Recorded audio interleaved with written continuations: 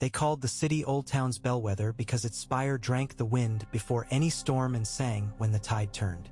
On the morning the citadel summoned its conclave, the spire sang a thin note over slate roofs and river fog, and the maesters who had put their youth into ink-smeared hands and sleepless candlelight slid through the cloisters like ghosts of their own learning. On a table of black oak they spread parchment that smelled of cedar and old salt. A raven with gold rings at its leg waited, shifting, as if impatient with the world. Samwell Tarly stood beside the table, feeling as large and as clumsy as he had ever felt at Horn Hill, only now there was no father to fix him with a smoldering eye, only 100 curious ones. He had crossed half a world on half a dozen ships with a babe in his arms, a girl at his side, and an argument in his mouth. He had told himself all the way from the gift to the mander mouth that courage was not the absence of terror but the triumph over it. He had learned that from a man who had never called himself a lord though the blood of kings ran in him like winter in a riverbed. He placed the parchment in the light. "The records of Septon Osric of the Red Mountains," he said, and his voice steadied as he spoke. "Copied at the request of Prince Rhaegar Targaryen, in the 9th year of King Aerys' reign. Witnessed by Lord Dane of Starfall and by the Castellan of the Tower of Joy. Handfasting, binding, consummation not recorded, though implied." He swallowed. "He married Lyanna Stark. The lines are faded, but the seal is unbroken." A murmur moved through the conclave as starlings move through a hedgerow. Archmaester Brose, whose ring chain whispered like reeds in a tideway, leaned forward. "A discovery, Tarly, is not a verdict. The realm has bled for names before." Sam nodded. He had expected that. "And it has bled for lies. I would spare it both. The prince's second marriage was never set aside by any court. The child-born issue of that marriage is legitimate in the eyes of Seven and law alike. If the realm would avoid another Redgrass field or another trident, then truth must stand where spears once stood." "Truth," said a voice at the far end, thin as a knife, and a rumor stitched to a ghost. "Where is the child?" "Among the free folk," Sam said, and felt the room tighten as if a wind had rushed through it. "Men call him Jon Snow. His father named him Aegon. Men call him a bastard," another maester said. "The North has crowned him king and outlawed him a score of times in the same breath." "The North," Sam answered, "owes him its breath at all." Ebrose tapped the table. "Ravens carry words, Tarly. Words carry fire. We will not stoke flame with unproven texts. But you have a witness." "Ido." Sam set down the second parchment. The wax was stark gray, and when the Archmaester eased it open, the breath in the hall drew shorter. Eddard Stark's confession, written in his own hand and sealed in Winterfell, entrusted to his sister's midwife and hidden among the books of the crypts. Maester Wolkin's hand attests the wax and ward. The man who wrote this was not a liar. He lied only once, and it broke him. Ebrose read, and while he read, the bells of the September beyond tolled prime. Sam saw the faces around him change, not the bone and skin but the weight behind the eyes. Rumor dislodged by the ballast of letters, prejudice loosened by script. When the Archmaester raised his head, the wind had gone out of the hall's scoffing. "You intend," Ebrose said very softly, "to send this truth abroad. If truth is a seed, let the soil of the realm take it," Sam said. "If it is chaff, let wind strip it. But we cannot hold it in a fist and call that peace." Ebrose looked at the raven with the gold rings. "One bird will not carry so much weight." "I have more," Sam said, daring to smile. "And friends. The Night's Watch has not many oils left to burn, but it has ravens yet." In the streets below, the Mander shrugged its shoulders and turned again toward the sea. On that same tide a dozen casks went out that were not wine. You might have heard parchment shift inside them if you put your ear to the wax staves, but men were not in the habit of listening to barrels. Wind took the sails of the messages. Gulls stitched the waves with their white quills, and the realm that believed itself exhausted of wonder looked up to find a sky full of it. In Winterfell's Godswood, the leaves had not yet regained the spring color they once wore, for the tree bled slowly from wounds old and new. Arya had learned the quiet as a discipline, but that morning even her quiet was watchful. The air held a taste like lightning. Sansa had dressed without maids and walked without guard, because there were moments that procedures stripped of meaning could only insult. She found Arya leaning against the heart tree with her eyes a long way off, the way they went when she remembered faces that were names and names that were dead. "There are ravens circling the rookery like crows around a carrion pie," Arya said. "Wolken's boys look as if their arms will drop off. Something's come." Sansa nodded. She carried in her hands 3 letters, one with black wax, one with the wheel of a ship pressed into blue, and one with the 7-pointed star. "Something," she agreed, "or everything." They did not open the letters there among the roots. Instead, Sansa led the way to the great hall, empty at that hour but for 2 serving girls and the hard look of the banners in the rafters. She broke the star first. Septa Mordane had taught her once that the faith used many words to arrive at one point, like men who feared a straight road because it looked like a challenge, but the letter here was brief. Acknowledgement of records, request for audience, warning that truth and heresy wore the same dress if you did not know which seemed to touch. The blue seal cracked under her thumb, White Harbor's mark, and Wyman's heir wrote in a hand less florid than his father's, offering ships for whatever truth needed a harbor. The black wax was from the Citadel. Sam's hand, less neat than it had been, as if his haste were a new honesty. "Do you remember the first time you saw him?" Sansa asked, not looking up from the page. "Which him?" Arya said. "I've had a life full of hymns." "Our brother," Sansa said, and the word hung between them, fragile and invincible at once. "I mean our brother." Arya smiled without showing teeth. "A boy who did not want to be called Lord and could not stop himself from being one. A boy with a sword he should not have had and a heart he did not know what to do with. A wolf that thought too much about the cold and not enough about hunger. Would it change him to call him something else?" Sansa whispered. Arya's smile turned foxish. "You mean to call him Your Grace? It might make him run. He never was fast when we were children. He lumbered, but he might learn." Sansa folded the letters and pressed her fingers together until her knuckles whitened. "If the realm asks us to send him to a throne, I must know what I send. A man who would give it back if the world would let him," Arya said. They were quiet a long moment. Then Arya took the letters and held them as if they were knives, testing the balance of each. "If this is to be done without blood, it must be done with the sharpest kinds of words." "Words can bleed," Sansa said. "I know," Arya answered, and her eyes were not far away now but very near and very bright. "I've been cut by them as often as the other sort." He had thought the woods would forgive him his names. Jon rode the edge of the haunted forest where the snow thinned and the trees learned the language of leaves again. The wildling children ran the paths with their feet bare and their laughter unpunished by any lord. Ghost ghosted, no other word, among them white as a confession. The boy the free folk called a king kept his head unadorned and his cloak patched, and when he looked at his hands he saw the cracks of old cold and the line of a sword that had clicked against his life like a lock. He did not hold with crowns. He held with vows and with the feel of a friend's shoulder when the wind was trying to pry you off the wall. Tormund Giantsbane called from a rise as if he were calling from atop the world. "Snow!" he bellowed. "You've got birds eating the sky over my camp. If they're your bloody crows, they can peck my arse." "They're not crows," Jon said, squinting upward. The ravens circled like punctuation, like commas that did not allow rest. "Sam," he said, and knew before he opened anything at all. He read under the birches with his back against the bark. The words worked in him as fireworks in green would, slowly, then at once. Rhaegar, Lyanna, Aegon. The names did not make a song in him. They made a silence.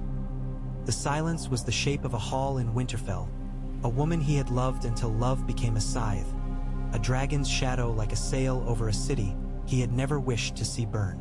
He had thought the truth would smell of iron and rain. It smelled of snow, of pack, of the cold breath of ghost when the dire wolf laid his head across Jon's knee and looked up with red eyes made for deeper nights. Tormund stood apart, reading nothing, feeling everything in the angle of John's shoulders.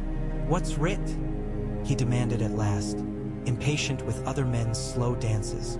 "That I'm not a bastard," John said, and the words fell out of his mouth like stones from a wall. "That my name is not my name," Tormund spat. "Bastards make themselves. Names can be tied to a man like a bundle on his back. But if you ask me, a southern title won't change the taste of meat or the way a man shits. You're Snow, you're Crow, you're king of the stubborn. If some letter says you're also Aegon, well, we can teach the men to say it when they're drunk." John almost smiled. "There may be those who want to hear the other name. So give it to them," Tormund said. "Give them names. Keep for yourself the things a man truly gives or keeps." A girl's shadow slanted into the light. Val had come down the bank with steps quiet enough to shame a cat. "If words can stop spears, let us have the words," she said. "But keep your hands near your sword hilt while you speak them. Words do not last as long as iron." "It's not iron I fear," John said. "It's fire I know too well." Val regarded him. "The Dragon Queen?" He nodded. "You killed what men say you loved," Val said without cruelty. "That would make a god of you or a monster in any of our stories. But here's another story. A man who did the thing that would break him rather than let the world break. The gods are not kind in any tongue. The world is kind only when men make it so." He read the letters again that night by the embers, while men snored and the cold lapped at the tent edges like a cautious predator. When he slept, he dreamed of a woman in a bed of blood who smiled and named him, and of another woman in a throne room of ash who looked at him and did not see him and saw him and said dragon words anyway. He woke with the taste of frost on his tongue and the certainty that he would go south. "Bad idea," Tormund pronounced when John told him. "Good idea." He grinned hugely. "Which is to say, idea. You'll be needing me. Someone has to tell the kneelers when to pick up their arses." "I need you here," John said. "They trust you. Keep them fed. If I go south, I go with Ghost and a handful. I will not march an army for a letter." "Letters breed armies," Tormund said. "But have it your way. A small party may slip past the kind of men who would stop a small party." "I'm not slipping," John said. "I'm asking." Tormund scratched his beard. "Asking is a way of slipping with your head up." There were kings who had made their throne rooms into galleries of cruelty, and there were kings who had made them into gardens of justice. In the Red Keep, a mason had once tried the latter. Jasmine had curled up pillars, orange trees had burst where wooden benches used to groan under courtiers, and the sunlight had made little kingdoms on the tiles. Now, in the memory of summer, Tyrion Lannister sat where a hand sits and turned a parchment over and over in his fingers as if it might confess when dizzy. "So the Citadel sends proof that the boy we exiled is the heir we would have murdered," he said. "And the faith, sainted stars preserve us, asks if we might like to avoid a war for once in our prickly lives by sitting in a room and speaking calmly. That is a new ambition for Westeros. I suppose after fire and ice there is room for the miracle of manners." Davos Seaworth stood beside him, his hands doing what they often did, counting off risks as if they were onions. "It's not only manners," Davos said. "It's bread. The Riverlands are still moaning from the last march. The reach is thin. The Stormlands would like to be a place again instead of a disaster described by sailors. If we ask those men to lift their swords because a tower in Dorne had a septon with a pen 50 years ago, I will not be able to find enough fingers to count the dead." "Bread arguments, ship arguments," Tyrion said. "We should write a book of Seaworth maxims. The trouble is that no one reads." "Then we will speak," Davos said. "And if they won't listen, we'll knock their heads together till their ears open." Tyrion smiled. "Not for the first time, Ser Davos. I am happy you are a knight and not a poet." He tapped the parchment.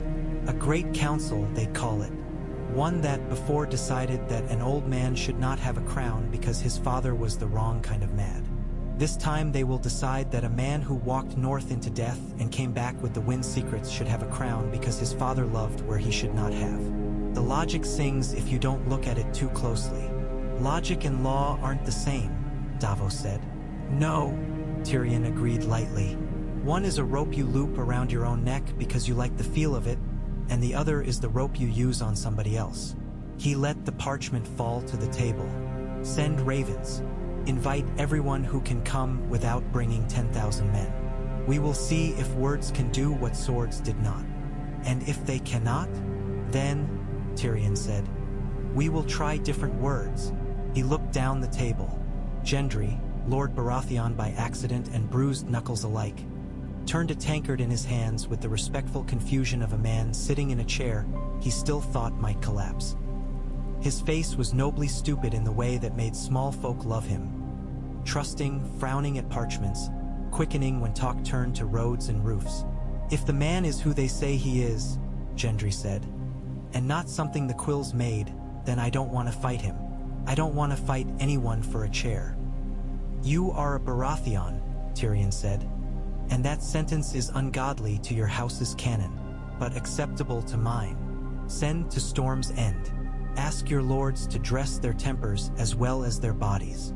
The last time a Baratheon and a Stark stood side by side, a Targaryen fell. Perhaps this time, if we're lucky, a Targaryen will rise and no one will fall at all. Gendry looked uncertain at the word Targaryen, and then less uncertain. I knew him when he had no name but Snow, he said. He fights like a man who knows he can die and like a man who doesn't want anyone else to. If the world must have a king, that seems like a good way to fight. Saints save us from sensible blacksmiths, Tyrion muttered. It spoils the poetry. He glanced toward the window where the sun had painted the harbor brass. Send also to Yara Greyjoy. She will scowl, but she likes truth the way sailors like wind. And to Dorne, whoever calls themselves Martell now. Promise them we will not name any child after dragons without their approval. Who speaks for the North? Davos asked. Tyrion's mouth went sideways. The North speaks for itself. But if you mean who will wear its words like a cloak, it will be Lady Sansa. And anyone who thinks to condescend to her will leave the room half the man he entered and not understand how it happened. I saw that girl in King's Landing learn to make smiles into steel. I do not intend to stand before her without a shield made of sincerity. You think she will agree? I think, Tyrion said quietly, she will put the realm on the scales and not her pride. She learned a great deal about pride here. It was often the last thing men had before they died. Davos nodded. I'll write. If this council is to work, the first letters must be clean, and the first table must have bread, not meat. Bread then, Tyrion said, and wine. I am not a fanatic. Ravens burned the air like thrown daggers. In the Tower of the Hand, lamps were lit against a soft dusk, and the letters traveled as if they carried a fever. From Castle Black, from White Harbor, from Highgarden's broken halls where saplings grew through marble fissures, from Sunspear's indifferent heat, from Pike where Yara paced as if she were still aboard and the floor under her still moved, words went out. And with the words went seekers and soothers, a maester with a voice like oil and hands like rope, a mute woman who read lips and spoke truth in gesture, a knight too honest to live 3 more years and therefore thrown like a coin into the fountain of this attempt. In brothels, in seps, at quayside taverns, the talk thickened into something like belief. Arya reached King's Landing first of the Northfolk. She did not arrive in a cloak of wolf skins nor with trumpets, but as a baker's boy with flour on her sleeve. She walked the alleys and measured the city's temper the way she had learned to measure a man's, by the way he held his shoulders when he thought no one watched. Fear there was always fear where there had been fire, but there was also who. Inger for a story that did not end with smoke. She stood under the shadow of the sept that had been rebuilt smaller and more cautious, and watched the boys tumble in the square and the women barter for fish, and she thought a throne was a stupid thing to fight over when there was bread to be baked. Then she smiled at herself, because thrones were always stupid and wars always obvious. Sansa came with guards, because it suited the kind of seriousness she wished to convey. She wore gray trimmed with white and did not look at the Red Keep as if it were a place of her childhood. She looked at it as if it were a ledger that owed her tallies of sorrow and therefore must be balanced by tallies of sense. When Tyrion bowed, she nodded, and the nod was not unkind. and their eyes met like two fencers who had killed the people that taught them their art and therefore had no masters left. "You look well," Tyrion said. "I eat," Sansa said, "and my people eat. That makes me beautiful. I will have that stitched on a banner," Tyrion murmured. "Come, Lady Sansa. Let us see if this room can contain the north and the south without bursting." The room contained more than that.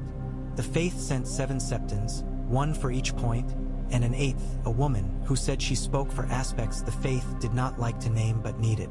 Yara came and leaned on a windowsill like a man at rail and spat into a plant when no one watched her. The Dornish sent a girl not old enough to drink by some men's reckoning but old enough by her own, who listened more than she spoke and made every lord in the room nervous with the quiet of her gaze. Edmure Tully sat like a man determined not to make a fool of himself and made a fool of himself only twice, which was progress. Gendry stood too straight and then remembered and stood merely straight.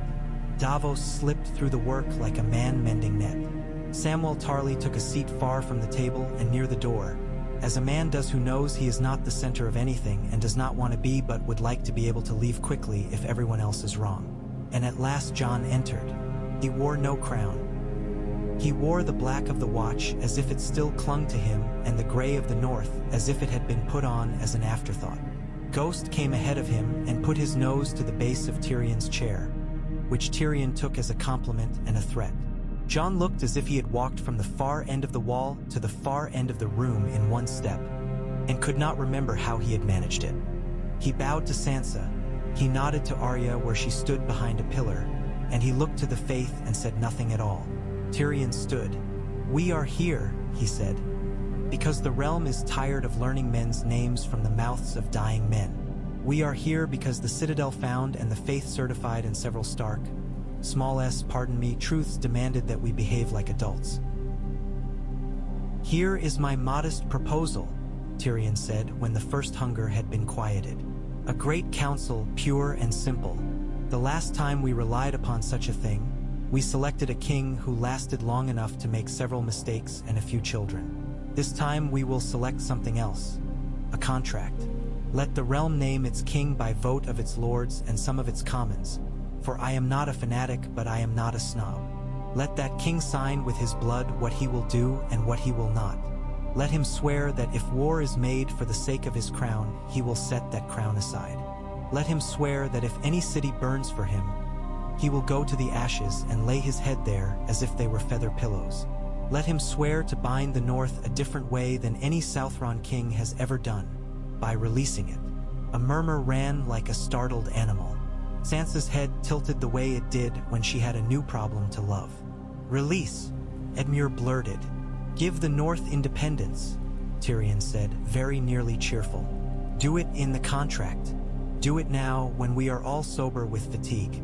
Let the king in the south, if we must say it, be the protector of rivers and harbors and laws. Let the queen in the north speak for her snows. Let the Iron Islands become what they always are, and the Reach what it is when it is not insane. Let Dorne be Dorne. That alone would paper most of our problems. Give each the right to send 2 names to a council that sits in King's Landing twice a year. Let that council choose stewards for tax and road who cannot be from the same house as the king. In short, if we cannot learn to be a family, let us at least learn to be neighbors." "It would shrink a crown," Yara said.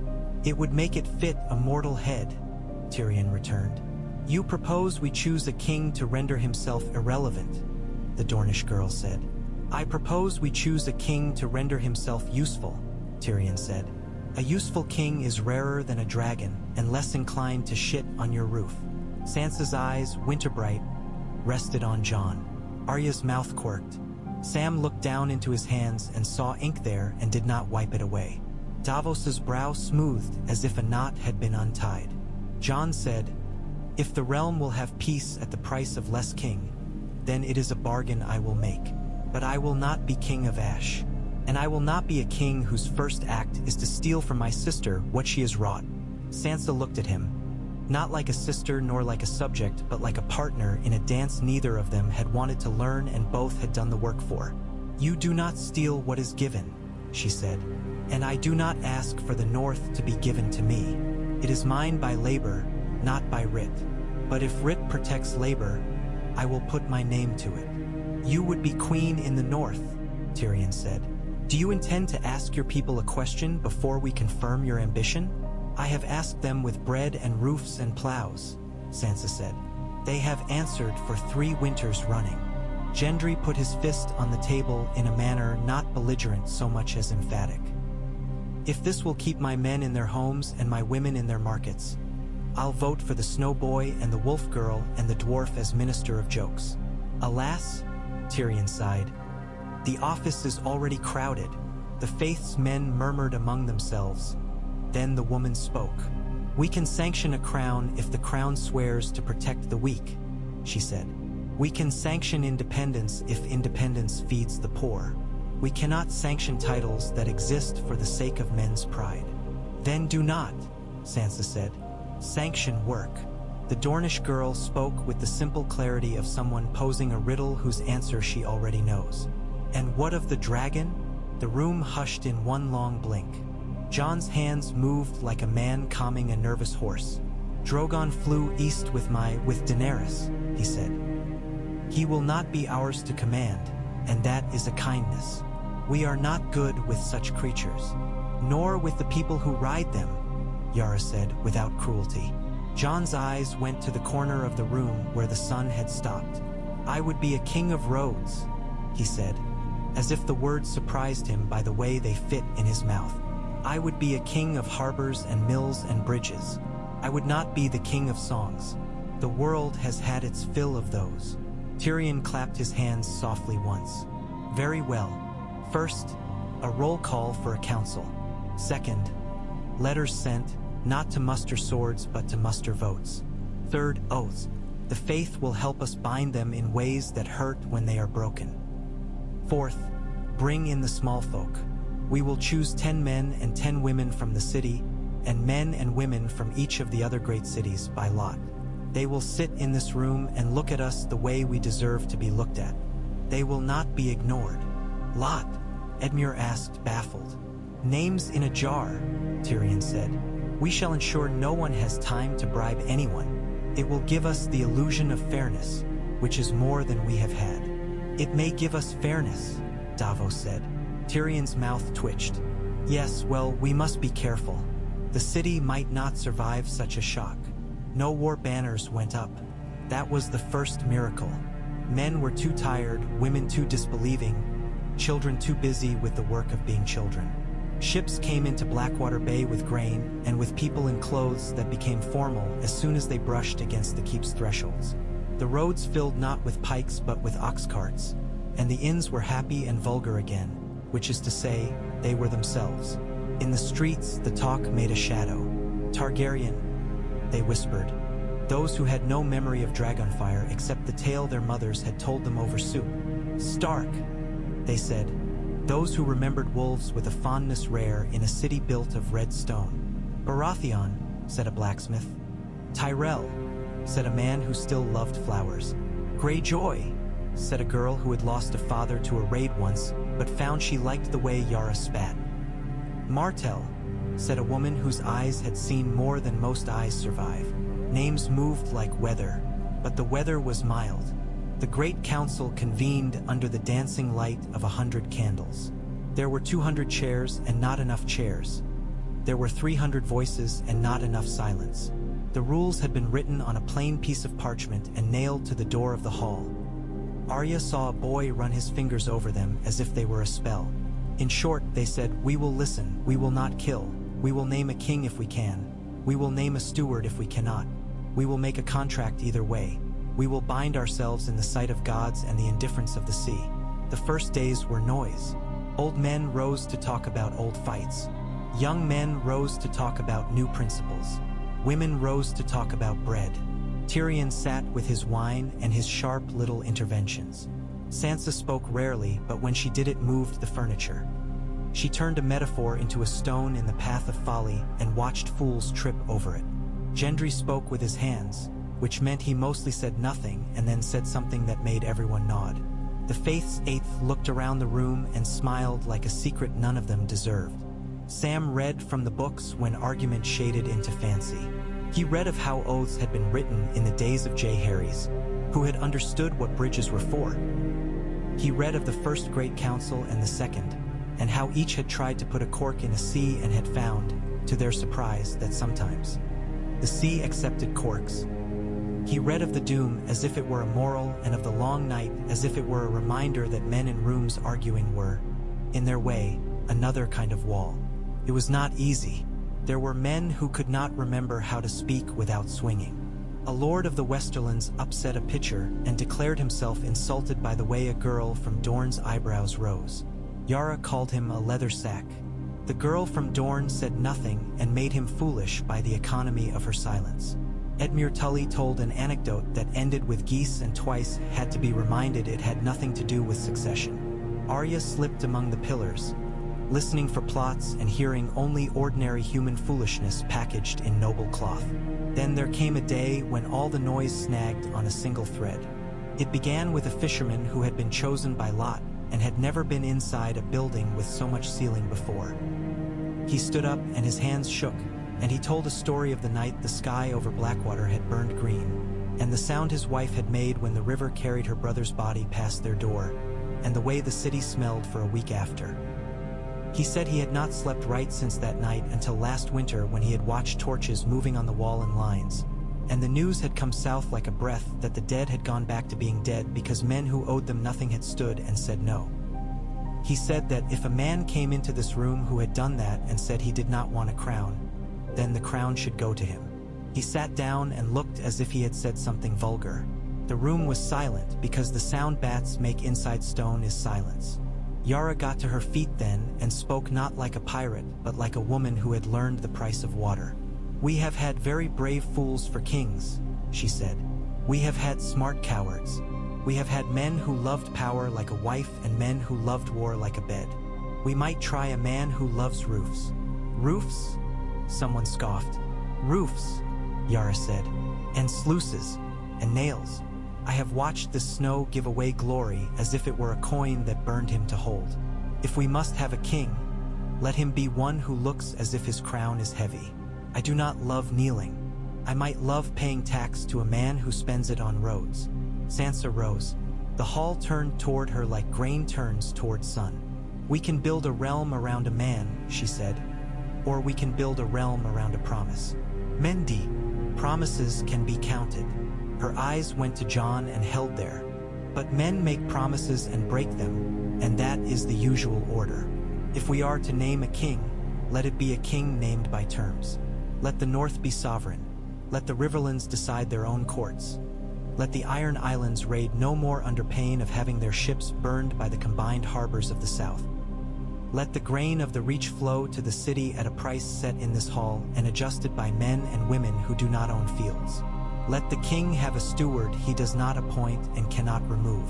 Let his heir be named by this council again when we are old, not by the accident of his bed." Tyrion turned his cup and hid a smile in a sigh. "A queen of clauses." Davos rose, as if the words in him were rope and needed to be paid out so they would not warp. "The boy I followed once left me because he thought it was right. He died because he thought it would save men he did not know. He came back and wanted nothing. I have watched kings who wanted everything. This man will not take your sons to die for a song. He will tell you to send them to rebuild a weir." There was voting by voice, and then, to satisfy the need of some men to count, by tally. There were murmurs and objections and 2 dramatic exits that turned, when the doors refused to slam, into awkward shuffles. But a figure began to emerge in the air like a shape beneath a cloth being raised. Jon's name, reluctant and accumulating as dust inside a house. When at last the Faith's woman stood and lifted her hand, the room quieted as if a mother had walked into a nursery and the children remembered they had loved once. "In the name of the Seven," she said, "and in the name of whatever gods the North and the Iron Islands and Dorne put their faith in, and in the name of the memories of those who died to give us this boring, blessed hour, we bind these terms."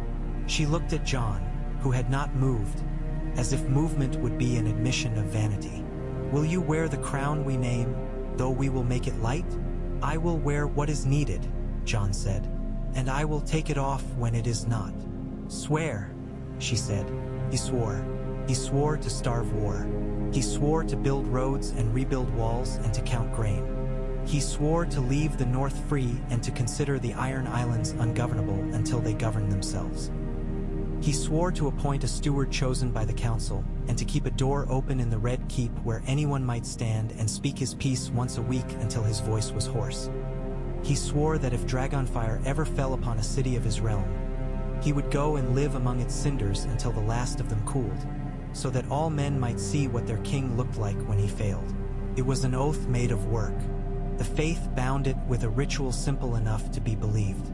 Tyrion watched the magic of small things, the way men leaned forward, the way a woman wiped her eye with the heel of her hand and looked surprised at herself, the way Sansa breathed out slowly like a woman setting down a heavy box and refusing to let it drop. Arya had slipped out before the oath was finished. She did not love rooms that closed. She went into the city and felt the news go under her feet like a tremor. Outside, bells began to ring, confused at first, then with confidence. They called not to arms, but to supper. He was crowned under an open sky with a circlet with no points. It was iron and plain and did not glitter. The craftsman who made it had made plowshares all his life and fought the instinct to make it beautiful. In the end, he could not help himself and gave it a grace that came of proportion rather than gems. When the circlet touched Jon's brow, the wind lifted his hair like a hand. He did not smile.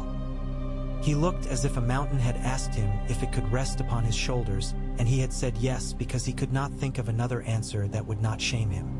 Sansa's crown was white and of the winter wood. She stood on the steps of Winterfell's great hall and was named by voices that had shouted themselves hoarse for wolves long ago and had never grown tired of it. Her smile was not the smile she wore as a girl.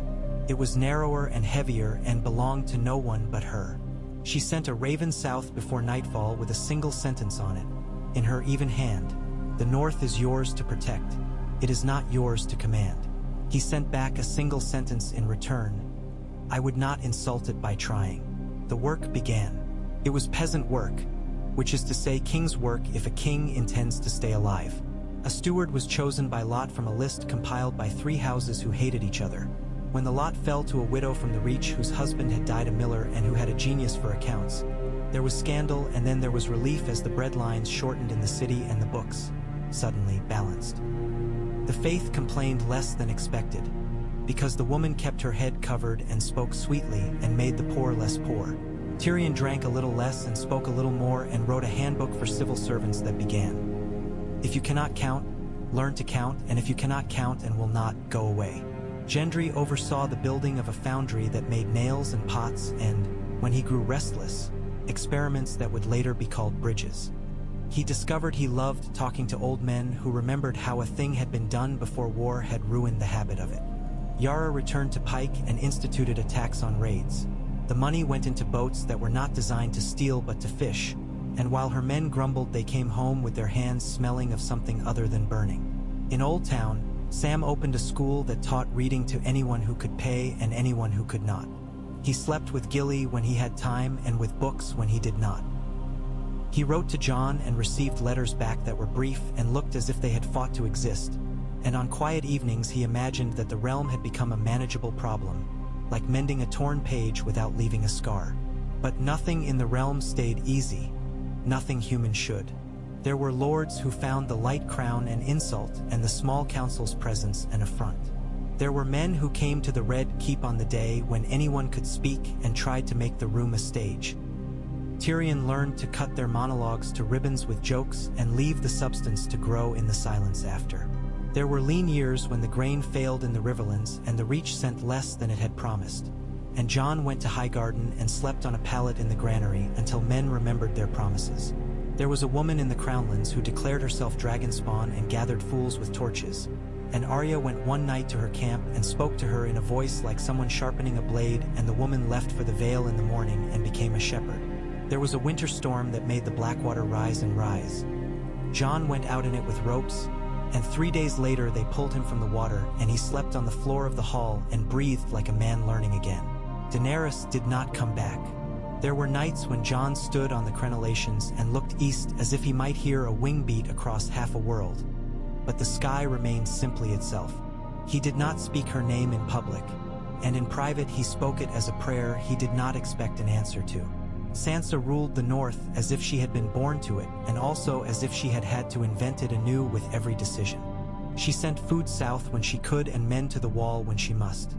She steadied old Nan's stories into laws, which is a trick fewer queens have managed than songs will tell you. She married when it suited her and for reasons half the realm thought they understood and did not. And the man she chose learned quickly that to be the husband of Sansa Stark was an office, not an honor. He learned the work or he went away. He chose the work. The children of the North grew up with bread in their hands and wolves on their banners and something like pride that did not need to shout. Arya came and went like weather. She brought news from bravos and spices from a place beyond where maps become monsters. She brought a knife she had taken from a man who had told her a lie and a kiss for Sansa that was a joke and a punch for Jon that was the same. She did not marry. People learned not to ask if she would. On certain days she stood in the Godswood and talked to the tree and then went south and murdered a policy and then returned north and sat with Bran and listened to him say things that made sense 3 years later. Bran did not rule because he did not need to. But when men came to him for counsel he gave it like weather. It was there to be heeded or not, and you suffered according to your obedience. Years made a pattern where there had been none. The crown of iron dulled and was mended and dulled again. The contract was read each year on the day it had been signed. The small folk liked the part about ashes and insisted on it as if it were the chorus of a song, and Jon nodded each time and did not find it funny. He grew older. His hair took the color of the crown. The scar on his side pulled when he laughed and made him laugh less than he wanted. He never learned to love ceremony, but he learned to endure it the way a man endures a winter that comes on time. There were nights Hen he dreamed of the wall and woke with a hand outstretched as if to catch a snowflake and found only his own breath. There were mornings when he went down to the kitchens and took his breakfast standing with the bakers and discovered that it was the nearest thing to happiness in a week. Once, a man with a Targaryen face arrived at the gates. He had the dark pale skin and the look in the eyes of a man who expected the world to be a stage for his misery. He called himself a cousin from the east, told a story about a city of bells, and demanded an audience. Jon received him in a plain room and poured him wine and listened. The man spoke flame. Jon let him. Then he answered with water. The man went away. It was the kind of victory that left no ballad and saved a war. There were children underfoot in the Red Keep again, which is a thing a realm should teach itself to want. There was a festival for bridges once a year that became, absurdly, a holiday lovers shared. A boy who had apprenticed at the foundry a decade before went home that day and told his mother what he had done, and she cried as if he had taken a castle. There were still funerals, there always are, but fewer for foolish reasons. The realm learned the names of millers the way it had once learned the names of kings, and that was a change more profound than most men recognized. When Jon went north, he did it on horse, not dragon, and he went alone or with ghost. He slept again beneath trees he had bled on, touched stones he had leaned on when he was someone else. He stood before the wall and knew it as loss and as salvation. He went to Winterfell and stood in the crypt and spoke to no one and to everyone. Sansa and he walked the battlements and did not speak much and said most of what mattered. "Do you ever wish it had been otherwise?" she asked once, when the snow fell in the soft way that makes the world a secret. "Yes," he said. "And no." She laughed because it was an answer that belonged to them both. "We are grown," she said. "I hate it." "Me too," he said. They watched a boy below them throw snow into the air and shout and be welcomed by dogs. The world, when it remembers itself, is not only grief. When Jon died, as all men do if they are lucky enough to outlive war, he died in a bed not much softer than the pallet in the granary. He had been ill for a day and forbade fuss. Tyrion came and told a joke that was less good than he had hoped and still made the room breathe easier. Sam sat and held his hand and did not tell him any facts. Sansa put a line in the ledger and then put her head on the bed and did not cry until Arya told her she was allowed. The Faith's woman was dead by then, but another woman came who knew the words, and the words were not so much for the gods as for the living. We did what we could. His crown lay on a chair.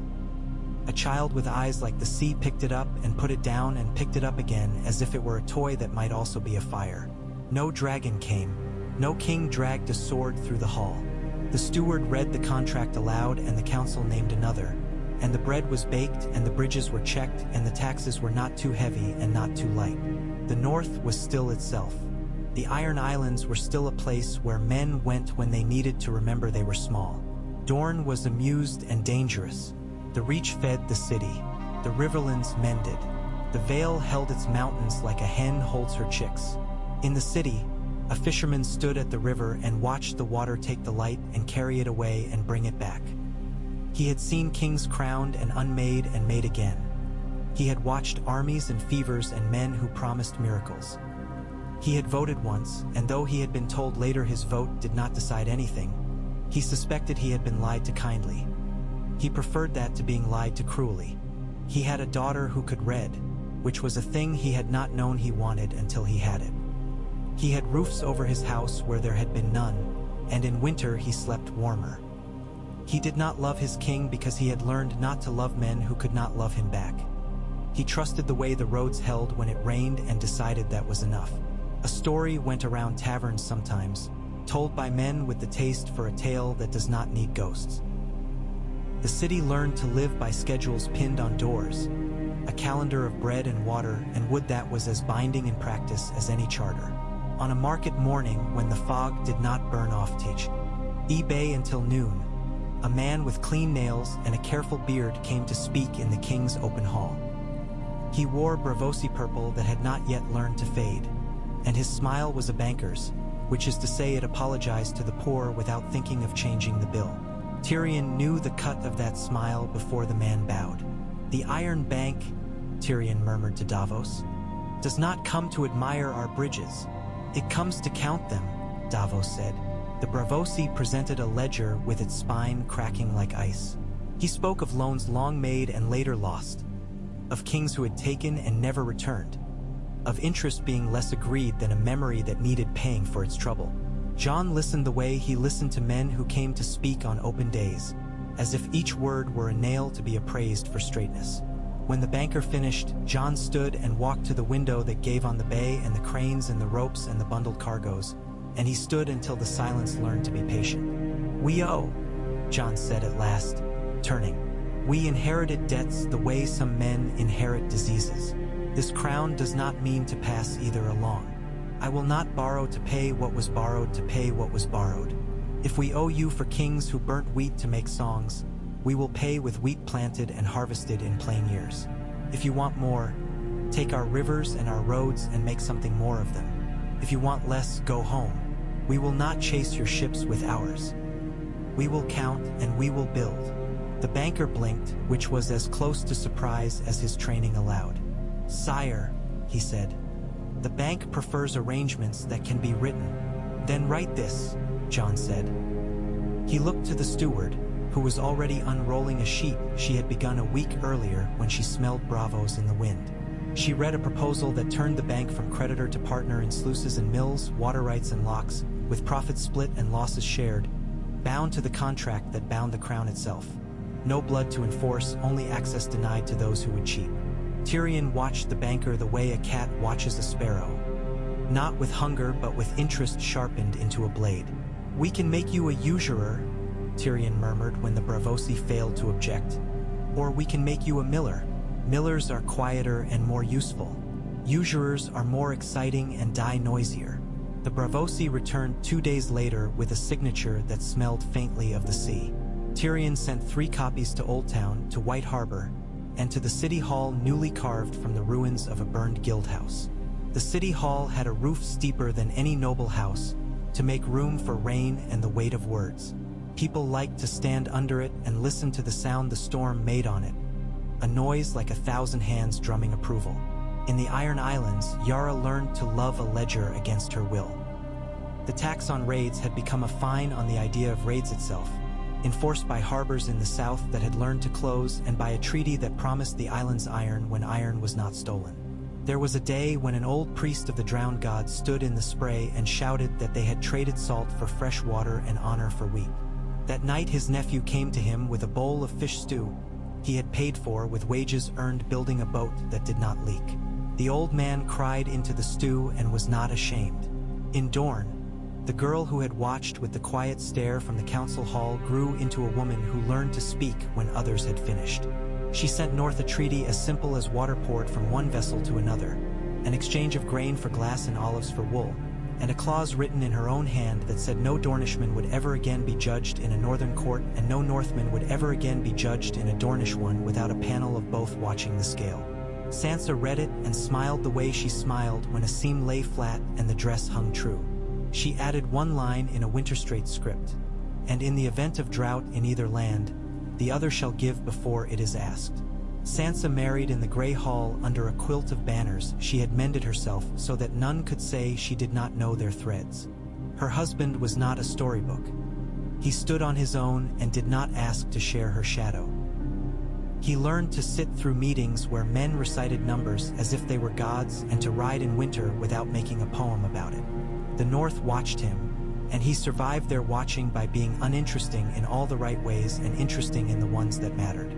Their first child had hair like iron and a gaze like her mother's and grew up with boots muddy from walking the same paths as other children, which is not always granted to the children of queens. Arya brought back from the east a spice that made poor stew taste as if it had thought about summer long enough to learn its language.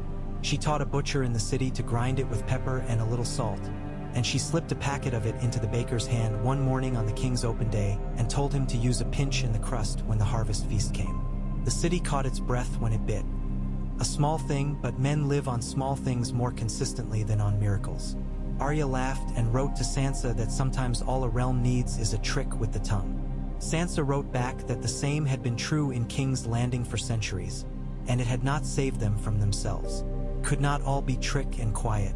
The Westerlands had corals like mines that lay asleep for years and then woke in a tunnel with a lightless roar.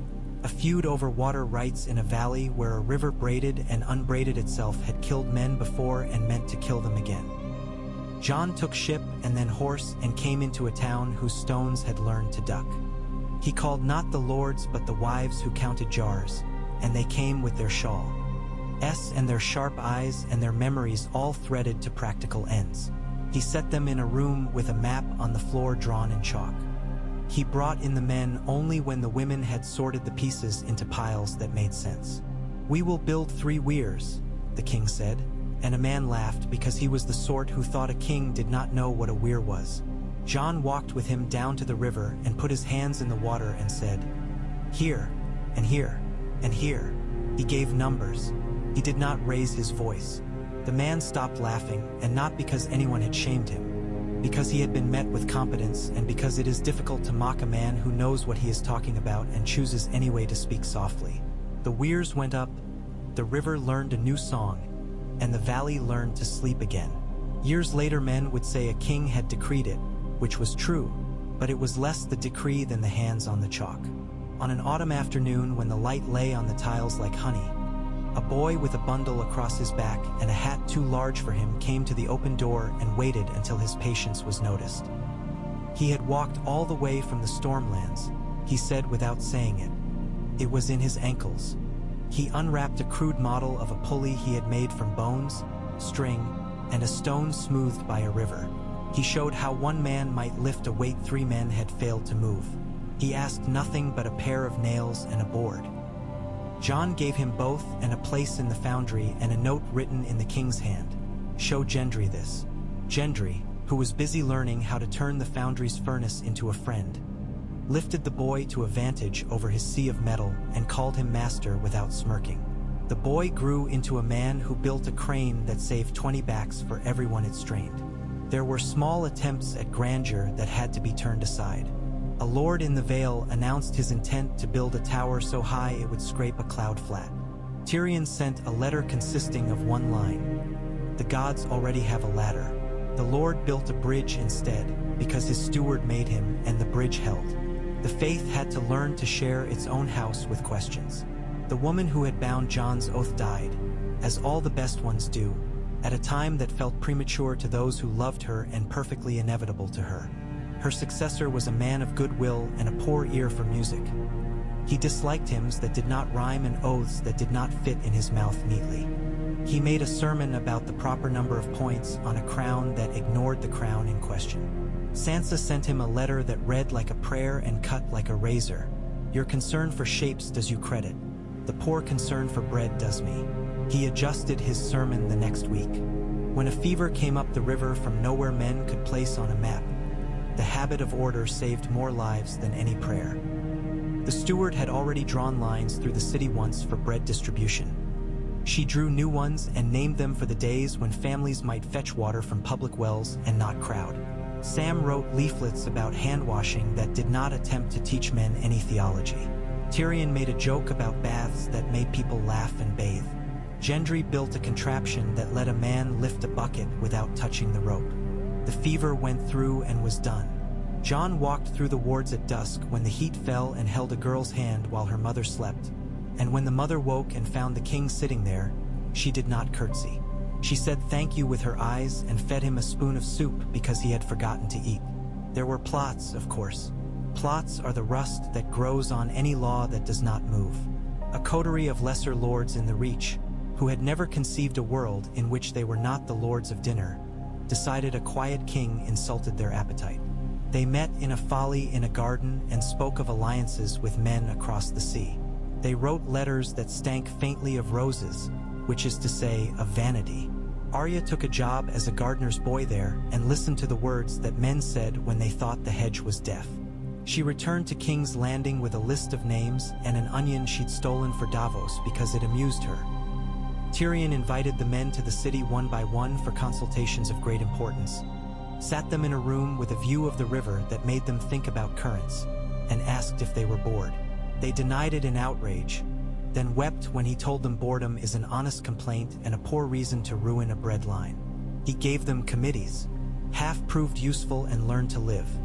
Half resigned and retired to their gardens and found, to their surprise, that their boredom had not been cured by treason either. In Winterfell, Sansa kept a ledger of the dead, not to count them like cattle but to remember the cost of the world, so that when a supplicant stood before her and spoke of a grievance she could know if it fit inside the realm's purse. She went into the yard some mornings when the light was still gray and practiced with a blade heavier than Arya's but quick enough. Her husband sparred with her until he learned how to lose beautifully and win without triumph. Bran came sometimes in the afternoons and sat with a blanket on his legs and told her things a crow had seen that made the marsh harvest better by a third. When a village in the far white in the shadow of the Frostfangs lost 3 children to wolves, she sent traps made by a man she had fed and hired for a different purpose entirely, to catch thieves. He wrote her a letter about the difference between wolves and thieves, and Sansa answered in one line, "Wolves don't lie." She did not order the wolves killed. She sent a hunter with honeyed meat and a patience that outlasted snow. Jon wrote rarely, but when he did, the letters were worn at the corners from being carried in his chest until he found a pen. He wrote of mule auctions in the Crownlands that had become social events, and of a stonecutter in the city who sang while he worked and made the whole street sing. He wrote of a child he had watched learn to walk and fall and stand again, a parable he did not belabor. He wrote of dreams fewer now of fire and more of the smell of pitch when a boat is mended. Sansa wrote back of the way northern light looks when it cuts through a block of ice and makes a cathedral in the innards. She wrote of an older woman in the rills who had remembered a song to soothe a drove of cattle that had panicked at the sound of a storm. When the words came back to town, the cattle stopped breaking fences when thunder rolled. There was a day when Jon went without guard into the fish market and a knife came for his ribs. The hand that held it shook. He turned slightly and the blade found only cloth and a bruise. Ghost came like winter with teeth. The man dropped the knife at the sight of the dire wolf and fell to his knees and confessed to a grievance that was not his own but had been given to him on a dirty scrap of paper. A grievance written in a careful hand in a house where children would never go hungry. Jon took the man's face in his hands and said, "If you ever have children, put the knife down before you hold them." The man wept and turned his face away from the wolf and confessed again, this time to himself. Tyrion doubled the watch on the streets for a month and then halved them again because a city cannot live permanently under suspicion. The man went to work in the foundry stacking wood. Gendry set him to lifting and did not look at him long enough to feed a shame. Shame thrives on attention. In the end, it starved. The Bank of Bravos sent clever emissaries who spoke handsome sentences about cross-sea projects. Tyrion sent back uglier sentences about drainage and silt and the ways the Blackwater turned treacherous in a spate. The bank learned to respect ugliness like that. A Bravosi clerk who had come to count coins fell in love with a woman who mended nets and stayed. Their children would have the habit of counting and the habit of mending, and a realm is blessed when such habits share a roof. When the next great council convened 5 years after the first, the room smelled less of fear and more of furniture polish. There were more faces from the towns and fewer from old houses. The rules nailed to the door had been copied in other cities and now lived on walls where men could read them at their leisure. A boy traced the words with his finger and then kicked his heel against the stone because he had learned to spell his own name from them. The council read the contract aloud as if it were a prayer and then did something bolder. They amended it. They added a clause that set term limits for stewards and fixed the king's open day so that it could not be moved for convenience. They wrote in a line about coin minted with the seal of 7 cities, not one, so that no single lord could hoard prestige by hoarding metal. Jon signed, his name careful and plain. He had learned to make the J and the S without thinking. He made the T in Targaryen as if it were a nail he did not wish to hammer too hard. That same year, a cold winter came down on the neck like a door shut gently and then latched. The marsh froze in seams. Sansa sent men with shovels and women with baskets and lists with names written in ink that did not bleed when damp. The next people, who had learned the art of surviving other people's wars by vanishing into their own mud, emerged and met the North halfway. They taught a crew from White Harbor to thatch reed roofs so tightly that a mouse might die of boredom trying to find a way in. The White Harbor men taught the Crannoc folk how to lay brick around a hearth so that it held heat like an oath. Jon came north to watch and stood in a kitchen where the wall sang softly and thought he could live there with a contentment that did not frighten him. Men began to write to the crown requesting less. It startled the scribes who were used to the opposite. A lord asked for fewer soldiers at his gate on open day because they made his people nervous. A guild asked for less protection on the river because they had learned to settle disputes with weights and measures instead of cudgels. When the first long stretch of paved road connected King's Landing to Maidenpool, people walked it for the pleasure of their feet meeting something that held. Jon walked a mile of it, with Ghost at his side and 4 children trailing at a respectful distance. He did not tell them to go away. They did not ask him to speak. People have learned, from grief and luck in equal measure, that some silences belong to all of us. He remembered another road, one carved on the spine of the world, and the gate beyond it, and for a moment the wind was white. He put his hand down and Ghost leaned his great head into it. The children stood and stared at the wolf and then shouted and ran in a circle to share their courage with each other. There were letters from the east. One said a dragon had been seen far over a desert, black against a moon too fat to ignore. Another said a city had been rebuilt with pillars of glass that sang in wind and the song had no words. Jon read them and put them away. Sansa did not write back with any counsel because counsel was not needed for letters composed entirely of rumor and wonder. Arya sent a scrap of cloth woven by women who refused to be ruled by men who could not weave. She wrote under it, in her thorny hand, that sometimes wings were an excuse to forget what feet are for. Oldtown with its chain and its distrust of anything it had not catalogued resisted the new world like a man resists sleep when there is something good and small to finish. But even Oldtown learned to love the sound of printing presses when Sam's school built 2 and then 3. The first broadsheets to roll warm from the press were not angry. They were recipes and instructions and notices about lost boots and gatherings where mothers of newborns taught each other tricks to keep fever down. Later there were broadsheets with opinions. Later still there were broadsheets which might have liked to be poems if they were not so tired. Sam smiled the weary smile of a man who has seen that proliferation means life, and life is sloppy. When the next bank emissary returned, it was with a different face and a different question. How had the crown so reduced its expenses without raising miseries? Jon handed him to the steward. She took the Bravosi to a washhouse and showed him a ledger drawn with chalk on a wall. It listed not coin but time, hours at the wash, hours at the ovens, hours at the well. She showed how those hours had been caught and held and shaped so that a day did not spill itself on the ground. The emissary touched the chalk and smiled like a man who had discovered a new currency. He sent letters home that were not ledgers, but they were read like ledgers, and Bravos learned a little humility. They buried Tyrion's father and mother in his jokes, and his lovers in his wine, and his dead in a book he never finished because the book kept getting bigger, and he insisted on cutting it with a knife until it fit in the pocket of a coat. A miserable project that delighted him. He drank less than he had and laughed more, and once in a while wrote a law in a line that looked like a wisecrack until you tried to bend it and found it held. Gendry married a woman who did not mind that his hands came home burned. They built a house with a shop beneath and a room above and a garden at the back where his wife grew herbs that made him sneeze. The first time a bridge he'd designed with the boy from the Stormlands failed, because even good designs fail sometimes. He went alone at night and sat on the broken pier and cried because he understood now the weight of mistakes that hold 10,000 feet. He repaired it with a contrition that made the city like him more, not less. When Jon grew old enough to feel winter first in his joints and not in his lungs, he began to take a bench rather than a chair in council.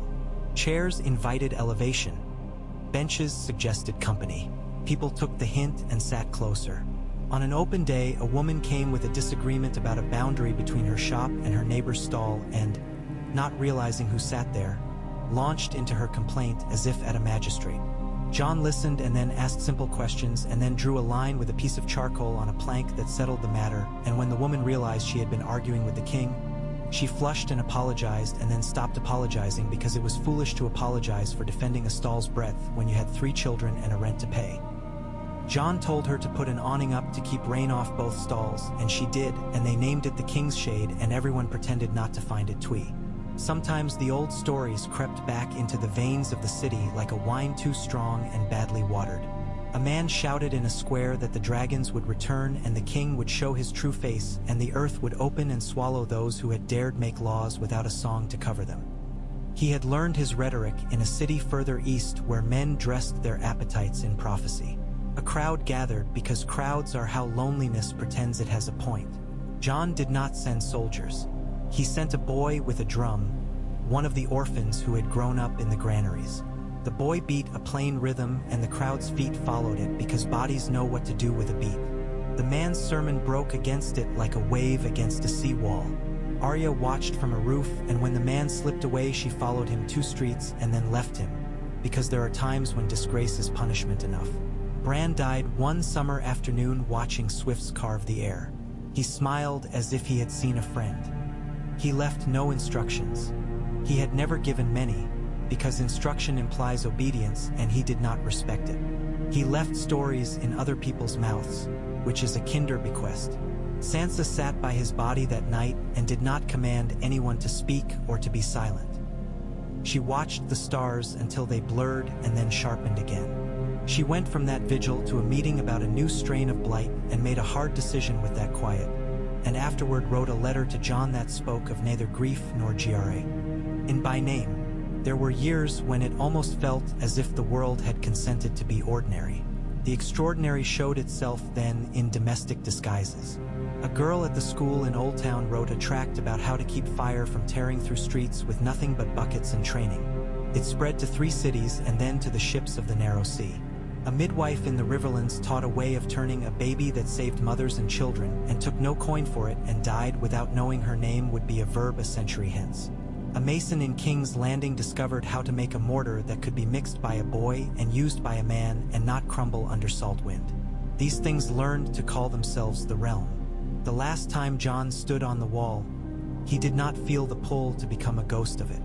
He felt simply gratitude that it was still there, as ugly and necessary as ever. He went with Ghost onto the snowfield beyond and looked south once and north once and did not try to measure either. When he returned to the King's Road, he met a cart of onions and laughed because he knew who had sent it and because he had never thought onions would feel like a benediction. He ate one raw at a crossroads and cried because onions are truthful.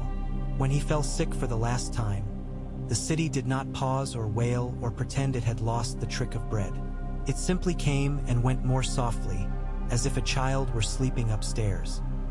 People queued a little more patiently at the open door because it irritated them that life was trying to be important in a way that would be rude to interrupt. The steward spoke with the same serene severity she had used for 20 years. Tyrion wrote 2 jokes that made all the women of the kitchen clasp their sides, and then gave the jokes to a boy to tell because his own voice cracked when he tried to deliver them. Sansa came with boots dusty from the road and did not change them. She put her hand on his and did not say his name because names are loud. He looked at her and then at the ceiling as if it were made of leaves. Arya paced because she had never learned to be still inside rooms that smelled of endings. Sam sat and read nothing and said nothing and looked as if he were memorizing a face he already knew by heart. Gendry brought nails without remembering why and left them by the bed and later remembered and laughed. Jon died badly and well. Badly because all dying is poor work when a man would rather be mending a fence. Well, because it was in a room he had helped keep from burning and in a bed made by a woman paid fairly for her time and with the people he loved, who did not want to be called that, near enough to touch if he needed to. He did not say a last word the city would repeat like a charm. He breathed and then did not. The crown lay on the chair again. The council met not in panic but in practice. They read the contract, they looked at the names, and they chose with less noise than a spring market. Sansa signed for the North to renew what had never needed renewing and did so anyway because ceremony keeps memory obedient. The new king wore the circlet for an hour and then took it off and hung it on a peg in the council chamber because the peg had been put there for that purpose. People came and went under it and bumped it with their shoulders, and it chimed like an honest bell when they did.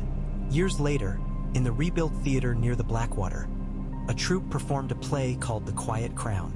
In the second act, a woman playing a baker sang a little tune about shutters, and the audience sang with her without being asked. In the third act, a king drew a line with charcoal and a choral ended. The audience applauded not the king but the line. A girl in the back row cried and did not know why. Outside afterward, the river moved the way it always had, taking light and bringing it back, making it a little different each time because no light stays itself after being held by water.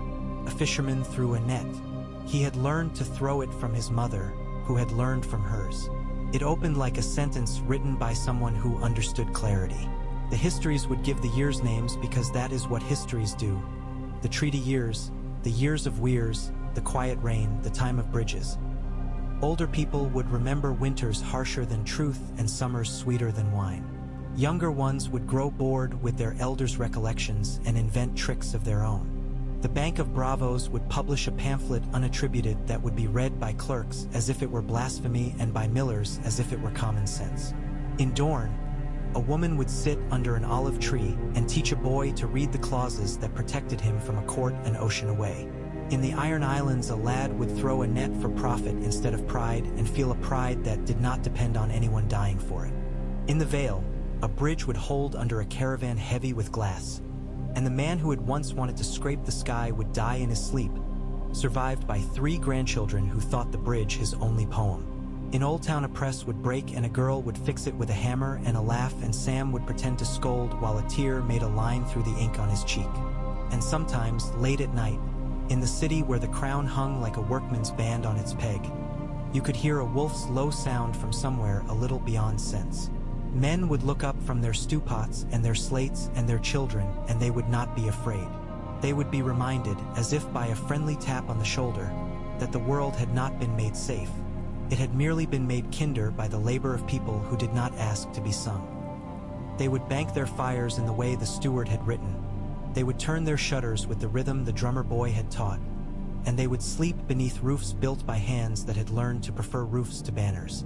The story would be told and told again and altered and abused and put to uses it didn't like and survive it. Men would call the period after by a name that would embarrass everyone who had lived through it.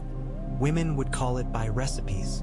Children would call it boring and be wrong, and blessed for being wrong. And when the bells rang, mostly they rang for supper. Sometimes they rang for weddings and less often for funerals. Once in a great while they rang in warning, and then they stopped sooner than they used to because the warning had been believed in time. There was a name that could have been a war. It became a way of writing laws. There was a man who had learned to die and who chose to live in a humble house made of work. There were wolves in the north and gulls on the Mander, and a banker who could read a chalk ledger and weep for its beauty. The throne was not a song, and the crown was not a spear. The work went on. It always does. That is the miracle men miss when they lean out over the parapet looking for dragons. It is underfoot, and it holds.